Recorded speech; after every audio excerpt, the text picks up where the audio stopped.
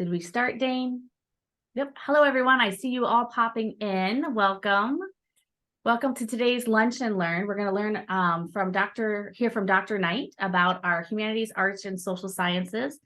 But while you guys are hopping in, I want to share with you some of our events that we've had recently. We, as most of you know, our home games become a tailgate for alumni, and I don't have a picture of the sign, but our tailgate actually turns into the Hall Inn, and it's a great time. So you can come back and relive some of your moments of the Hall Inn without the sticky floor. This last week, Friday was our first game. It was a win, so it was really great. But we also celebrated George Dunham and Nancy Christensen, their lives as they passed this last year. They were both big supporters of our Hard Rock athletes. And they also both loved Hawaiian shirts. So we encourage everyone to wear their Hawaiian shirts. You can see the students got in on that fun too. At the top right is our SAE club, and they do the Baja car.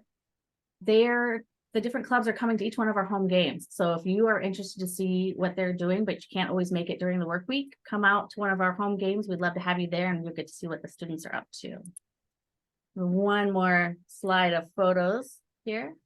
It went right to my Rocker Days. I want to encourage all of you that can make it back, come home for the Rocker Days. This is the best time of the year to come back to visit campus. Our students are here, they're happy. We have a lot of events, everything from our Hard Rocker Golf Classic to our lunch at M Hill. This year, we are doing registrations early. So if you haven't registered and are planning on coming, please register beforehand. So it does cost $10 this year for our lunch. With the inflation, it went up just a little bit. Then if you are a musician and want to join our band, they're doing a band rehearsal at 3:30 that day of the 15th. And then for that rehearsal, then they are going to play with the band and the pep band at homecoming. At 6 p.m. on Friday is our Hard Rocker Heritage Awards Gala. That's where we get to award our March Medal, our distinguished alumni, and our outstanding recent grads. This is a lovely event. It's a semi-formal event that evening. Doesn't cost anything, but we do need you to register. So make sure you get out there and register. And then, of course, Saturday is our homecoming game. Our football game is at 2 and our tailgate is at 1. I am going to stop sharing so that I can now start doing my introductions. Just as a reminder, for those of you who have not met me yet, I am Shelley Granager, your Director of Alumni Relations here at CARA, the Center for Alumni Relations and Advancement. We are recording today's Zoom, and it's going to be uploaded to our CARA YouTube page. It does take a couple days, so be patient with us. I want to encourage some people have already started, so thank you. Encourage you guys to use the chat function, say hi, let everyone know who's here by sharing your name and major. To use that chat function, make sure you click on the word bubble, and at the bottom of the screen, switch your responses to all attendees so that everyone can see it and not just us presenters. If you have a question for our presenter, Dr. Knight today, use the Q&A section at the end of this presentation, then we'll give him an opportunity to answer that.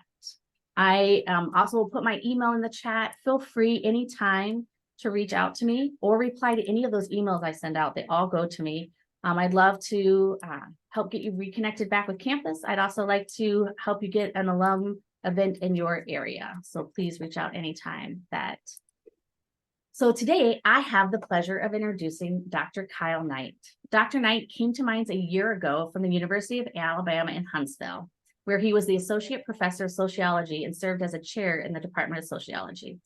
Dr. Knight received his bachelor's in marketing at the University of Texas, Arlington, and his master's and doctorates in sociology from Washington State University.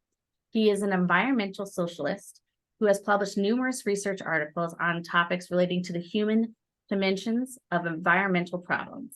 I hope I said that correctly. That last part was a tongue twister. And with that, I present with you Dr. Knight. And I give it over to you, sir. Thank you so much. Let me share my screen here.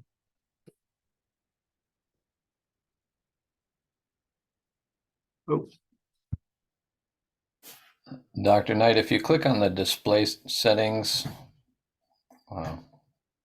if you go back into your presentation, you can switch those, or you can switch it within Zoom. Okay, I see what happened here. Maybe share the different screen. No, I don't know why. There you go. Yep. Is that it? Nope. Stop sharing now. Try resharing.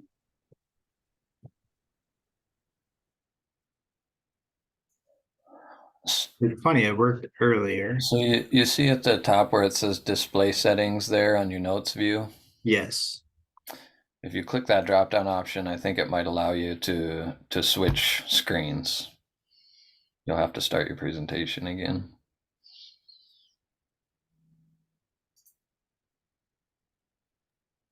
Why Dr. Knight is fixing that. I'll let you guys know Sorry. about. No, you're good. We have things come up all the time. Last week we had a water main break on campus. And so our facilities has been frantically working with plumbers in the city to get water back to both Conley Palmerton, our MI building, our mechanical building. And so it comes up, but if you're wondering, they did get it back and going today. With that, I turn it back over to Dr. Knight. Looks good, Doc. Okay.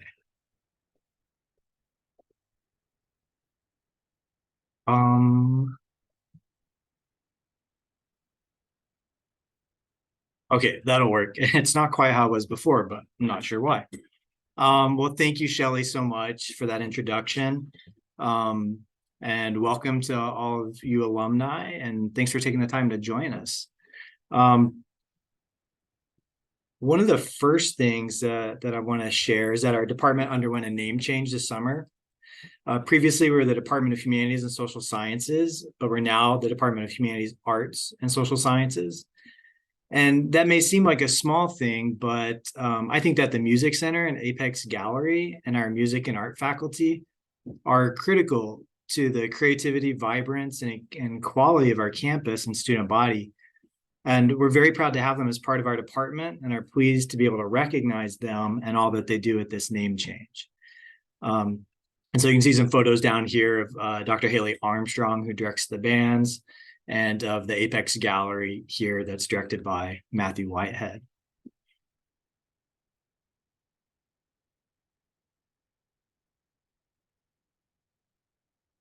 Sorry, now you can. Now, our department has gone through many iterations and name changes throughout the years. So for some of you, our previous name, the Department of Humanities and Social Sciences, may have sounded as unfamiliar and just as new as our current name. Depending on when you went to South Dakota Mines or Tech, you may remember us as one of the following departments: the Department of English and Social Humanities, the Department of Languages and Social Sciences, which I believe is probably from the 1950s or 60s to 1980, and then the Liberal Arts Department from 1981 to 1994. And then two separate departments, the Department of Humanities and the Department of Social Sciences, as part of the College of Interdisciplinary Studies. Now, regardless of which one of these sounds most familiar, we welcome all alumni who have found meaningful experiences in some version or one of these versions of our department as members of our community.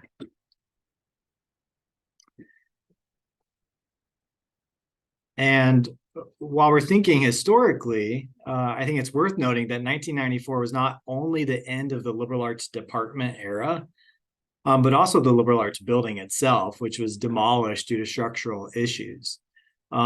However, as most of you probably know, given that alumni were behind this, the arch from the liberal arts building now stands as a well-loved and iconic landmark in the center of campus. You may be wondering why I bring this up. Well, I like to think of this as a physical reminder of the impact that the liberal arts can have on a campus, as well as students as they seek to explore and understand the world they live in. Well, names change and campuses change and times change, but one thing that hasn't changed is that our department, now housed in the classroom building, continues to have a large impact across campus. Just this semester, fall 2023 alone, we offered 28 unique courses spanning more than 10 disciplines, with a total of 53 class sections and an enrollment total of more than 1,350 students. Now, these are pretty big numbers relative to the size of our campus.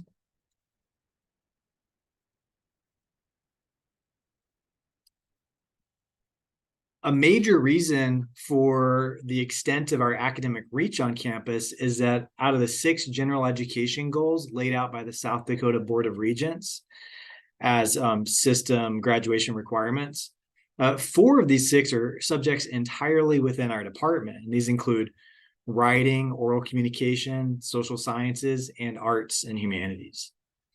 For this reason, our faculty have the great honor to provide the bulk of mine students foundational knowledge in the liberal arts and to help them hone skills in areas like philosophy, foreign language, writing, and communication that will enhance not only their careers, but also their lives. Some of the most impactful courses we offer are in STEM communication. These courses, which used to be called TechCom 1 and TechCom 2, help students develop skills that will aid in getting a job, succeeding in the workplace, and growing as leaders and professionals in STEM fields. One alum who graduated in computer engineering and while a student here was awarded the Sir Beck McCleary Award for Excellence in English 289, shared the following powerful words about the role of these courses in their professional success. He said, "No matter where my career goes, I've always needed to synthesize information, craft compelling stories, and nurture cross-disciplinary collaborations. Doing these things well enables me to bridge the gap between technical mumbo-jumbo and clear, impactful discourse. Ultimately, the technical communication skills I learned at SDS M&T, again, as we used to be known, reverberate within my professional career, echoing with a frequency that gets me heard regardless of how noisy the job market is." And I love the way they put this, and I couldn't do it better myself. And so I really value the way that this alum not only stated it, but the clear feeling that this was a valuable part of their time at Mines. And it's due to the expertise, experience, and passion of our English faculty, such as Karen Westergaard, Bryce Tellman, and Carly Herrick, and others, that students have such transformative experiences in these classes.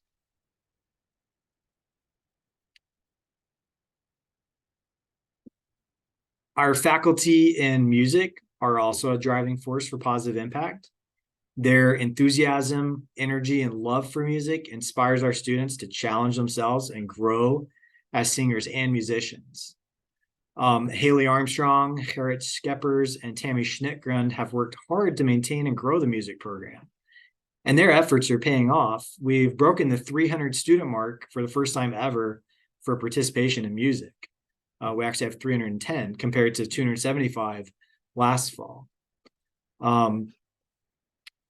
A couple other important things that have come up.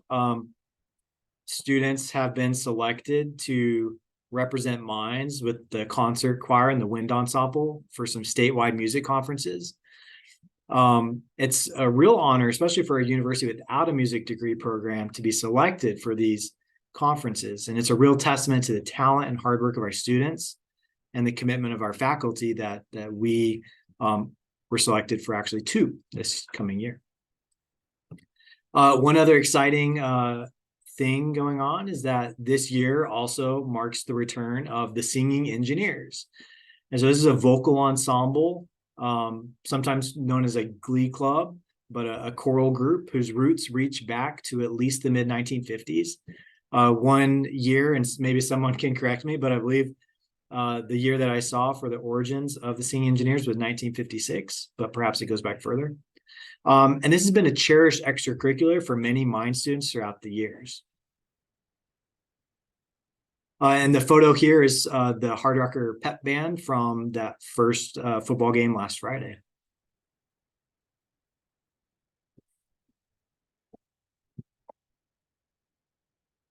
We are also fortunate to have Matthew Whitehead as our sole fine arts faculty member in the department. He's an active and engaged artist who teaches, directs the Apex Gallery, and contributes to developing the creative potential of students through the NSF-funded Arts and Engineering program with faculty in materials and metallurgical engineering. He continues to develop his artistic skills, most recently by attending a glass blowing workshop in Michigan this summer. And he shares his knowledge with others. For example, he'll be leading a workshop on stained glass at the State Joint Arts Conference in Spearfish this October. With the Apex Gallery, Matthew has strived to bring in guest artists and exhibits that can bridge the arts and STEM and inspire creativity across campus. So a good example of this is the show pictured here on the slide. It was called 366 Hooks, and it was brought to campus last spring. Matt Jenkins, who's a blacksmith from Manitoba, Canada, put on not just an exhibit of his works, these blacksmith hooks, but also did a demo for students. Had a lot of students very excited to learn about blacksmithing and how it might connect with their own majors and studies. Looking forward, this academic year, the gallery has planned several shows, including Jonathan Frey's The Immaculate Grid and a musical and visual art collaboration by Micah Daw and Anya Arco. And so this one will have some environmental themes and should be very, very interesting and exciting. We also enjoy providing an opportunity for students across campus to display their artistic endeavors in the annual Student Art Show, which is coming up in the spring. And it's always interesting to see what creative talents and skills our students have to show off. They really bring in all kinds of interesting things.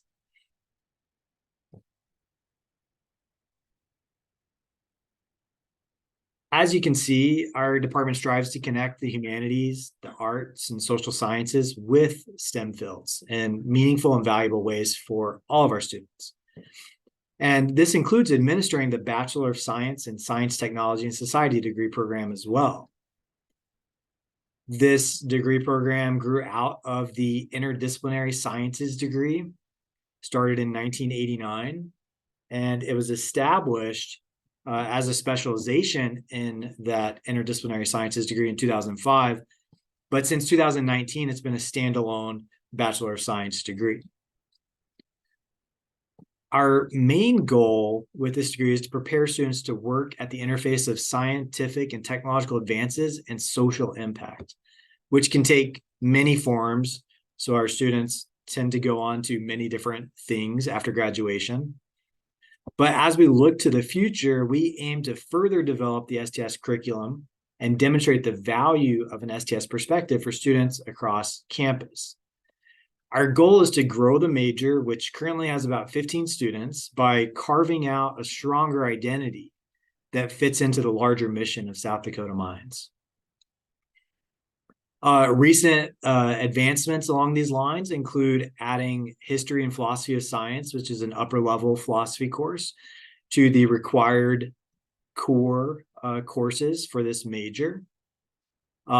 We also have some new topical courses this spring coming up. So we have an art class that connects art with sustainability, taught by Matthew Whitehead. And then we also have a science writing class that's going to be at the undergraduate and graduate level, of 400, 500 cross-listed course taught by Dr. Bryce Tellman, that we're excited about as well. So these are the kinds of things that we see as the direction forward for our department and the major. And things that connect us with the rest of campus and are valuable experiences for students, no matter what their major.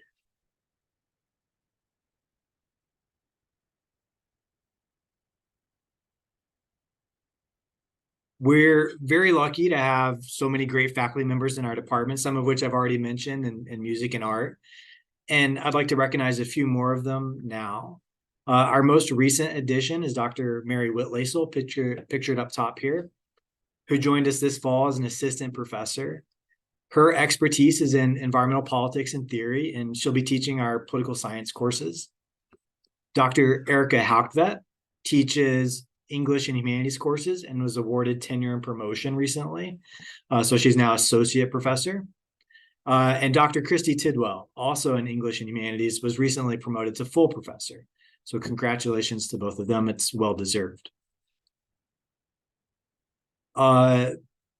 One thing I should know before I move on here is that both of these professors find creative ways to connect the humanities and STEM, either like Dr. Haukvet through exploring the early history of computing, or like Dr. Tidwell by discussing with students science fiction and horror literature and environmental themes in both of these. Not only are our faculty committed, enthusiastic, and talented teachers, they're also active scholars in their fields.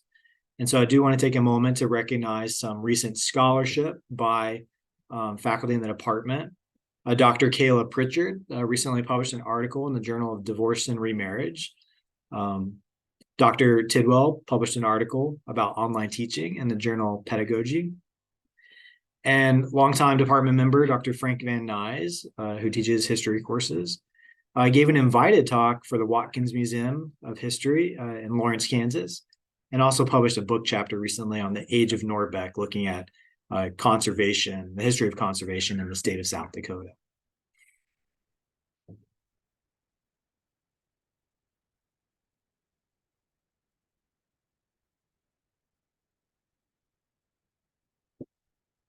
So I want to thank you for taking the time to join us today so I could share with you some of the recent happenings and upcoming things in the department. But before I turn it back over to Shelley and we open it up for questions, I do want to mention three things. One is to be on the lookout for our first annual department newsletter. We think this will be a great way to keep in touch with alumni and to build community around the department. And I want to thank Kathleen at Kara for her really great help with this. We're also working on raising funds for a scholarship to aid students majoring in STS. And so I'd ask that you please consider supporting this effort through Kara. The last thing, we are constantly working on connecting with students and the broader campus community and Rapid City and Black Hills overall. And so one upcoming effort in this vein is a public talk by visiting scholar, Dr. Linda Ching of University of California, Santa Barbara, who studies ecological issues around digital design and games. And so I'd ask that you consider joining us at the Rapid City Public Library if you're local on September 26th in the evening for a public talk titled Play Like an Environmentalist. It should be an engaging and interesting time. So I want to thank you all and say that please reach out to me if you'd like to connect on any of the topics I discussed today. Thank you. Thank you, Dr. Knight. It was a great talk.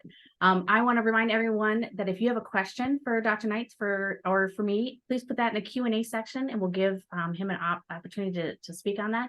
But I do want to share something. We recently had a Rocking Boss, which is somebody that we try to highlight every other month of an alum. And one of them that was highlighted this last spring was Carl Hackett, and he graduated in the 90s. And one of the things that he had for advice, we asked for advice from the alum to students, was that at Mines, he learned that leadership is not all about engineering. It's also particularly important to be able to communicate, articulate, and translate problems and solutions so that others can understand what you are working to progress. So he says, pay attention to technical communications. So Right. yeah, even he gave a shout out to you on that. And it's been amazing to see how our humanities and arts have collaborated across campus. So we, inside of our arts department, our alumni can sing with the choir. I know alum that do come back weekly, and they're part of the choir here on campus. Our Dr. Whitehead also helps out inside of our metallurgy department they brought on clays and ceramics this last year or 2 years ago. And so he kind of helped with that process and showed them how to throw with a will and things like that. So there's been a lot of cross collaboration amongst our humanities and arts with our other engineering classes on campus. So it's been great. Well, I am not seeing any questions. You guys are a quiet group out there today, which is good to see everyone. And we will post this on our webpage. Oh, I got one from Miss Eve. Eve says, you said the singing engineers are back. When and why did they go away? Ooh, I don't know if you know that one, Dr. Knight. I'm too new to have a good answer for that. But yeah, I'm not sure what happened there. I know that when I Googled the singing engineers to learn more about it and was looking on the website, it comes up so often and so frequently that I assume there must have been a good reason because it is a well-loved group. You know, Eve, I would add on to that. We've lost our newspaper on campus. And part of it was, I know when I started here on campus about 5 years ago, they had maybe 7 people as part of the newspaper. And that was a lot of work for those just 7 students to put together something. And so I think that as there are more and more growing attention grabbers on campus, that you have to pick and choose. So our camp programs have grown quite big to be part of, as well as our athletics and our intramurals. And so I think that it's, for some of the students, it's just about time, what they can handle. Yeah, and I think this may have just been a different musical direction for choral groups, and so maybe the singing engineers didn't fit with the direction that it had gone. But we've had some change in music faculty over the last decade, so it may have just been something like that as well. Yeah. Dr. Knight, do you know, are they performing anytime soon? Do you have any? Not off the top of my head. Okay. But well, when we find that out, I'll make sure we share it with all of you alumni so that you can hopefully maybe be able to stream it online to see the groups. I know there will be a lot of interest on that. Well, with that, I think we are done with our questions today. I just want to remind everyone that we will be posting this video on our CARA webpage. Reach out to me anytime if you have, you want to do an alumni event or you want to plug back into campus as an advisor. Reach back to Kyle and I if you're interested in helping the humanities department, or you come up with a question later. I know that we're both available. And I just want to thank you guys all for your time today. And if you are near Rapid City, please come back from homecoming. We're going to have a lot of fun. And Dr. Knight, thank you for your time and presenting to us today. Thank you, Shelley. Thank you, everyone. Thanks. Have a good day.